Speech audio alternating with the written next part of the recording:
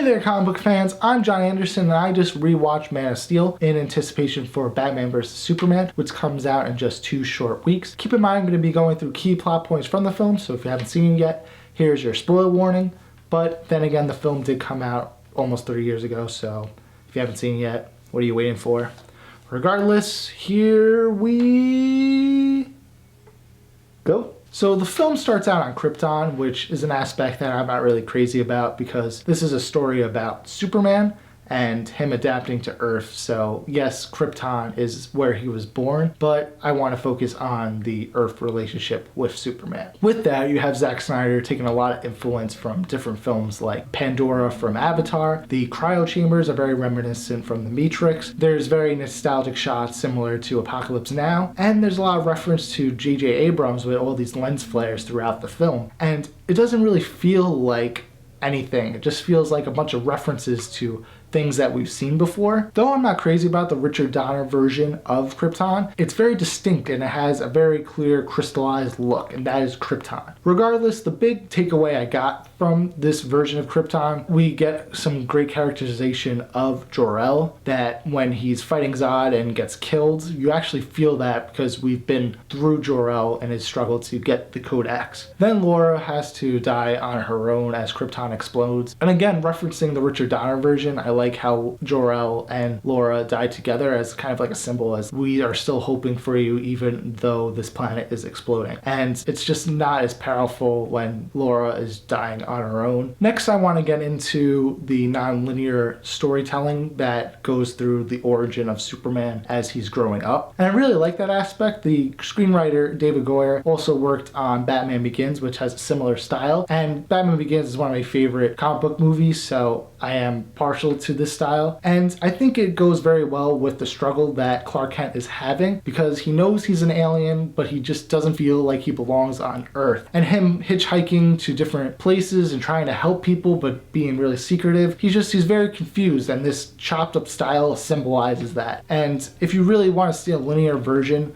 of the Superman origin on Earth, just watch the Richard Donner version. I like how this is different in that sense because, to be honest, that linear version's kind of boring to me. But speaking about the Richard Donner version, I have to talk about how Pa Kent dies in that version versus how he dies in this version. So in the original, Pa Kent is killed by a heart attack, which I think is very powerful because even though Superman's strong as he is, there's still things that he's not going to be able to stop, like a simple heart attack. In this version, Pa Kent kind of gets swept up by a twister just because he doesn't want his son to reveal himself as like a superhero to the public because the world's not really ready yet. And I agree with that sentiment because if there was like a superpower being that revealed himself to the Earth right now, everybody would freak out. Like, I don't think society would be ready for something like that. And that's what he was warning his son about. Now, obviously I have a few gripes with the film. They're not super big gripes, but I'll get into them now.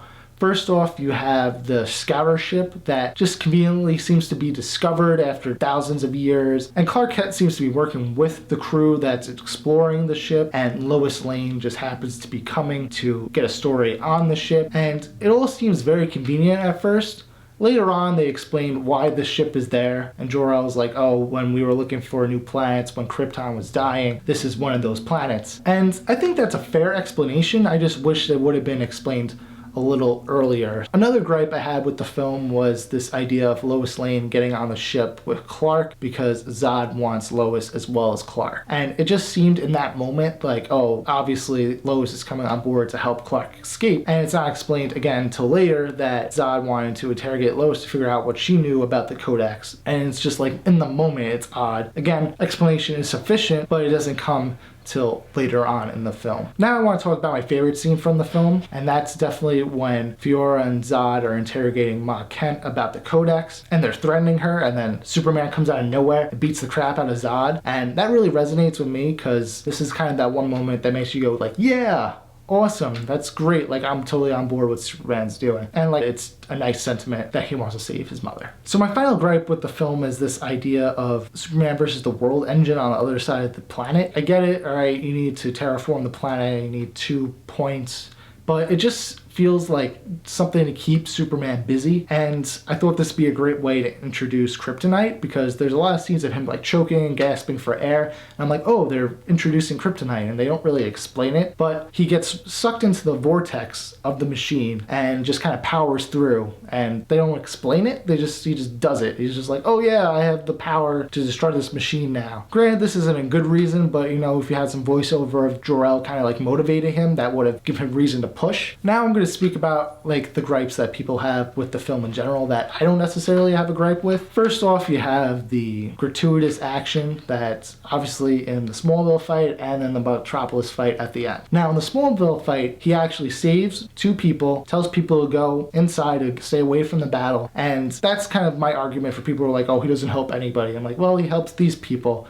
Granted, it's not as straightforward as in the Richard Donner version where he's just like, hey, how you doing? Like, I'm gonna save you. It's more somber, and I think that's more realistic how this new upcoming Superman would handle a situation like this. And in terms of all the destruction, you have Superman who just learns how to use his powers, and you have these super warriors from Krypton, and they're battling each other, and buildings are paper thin to them. So collateral damage is to be expected, especially when you have these brutal beatings that it takes a lot to take them down. And yes, in that sequence, is there a lot of product placement? Yes.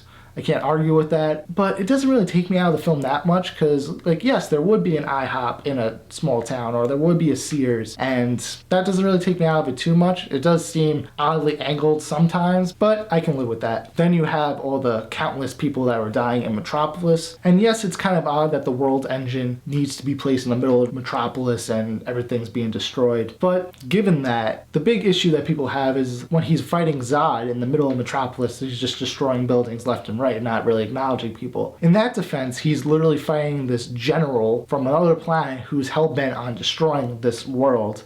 And I look at it as if, yes, Metropolis gets destroyed, but if Superman didn't stop this person, I'll take Metropolis getting destroyed versus the whole world at that point. And you can't really pull a Dragon Ball Z and just be like, hey, let's go fight in this desolate wasteland where there's nobody around. Because Zod's in the charge of the world engine. Why would he leave the world engine to get destroyed by the humans just to fight Superman with no collateral damage? Doesn't make sense in that situation. And finally, you have the big climactic ending where Superman breaks Zod's neck. And I'm on board with that whole situation. Yes, did it have to be just a family of 4 that he was saving? I think it would have been more powerful if it was the group of people that he was going to kill. But the action itself, I don't have an issue with, because the writers did put him in a corner and said like, hey, are you going to let these people just die right now just to save this person that's going to destroy the earth no matter what it takes? And Zod even makes a point. He's just like, I will never stop.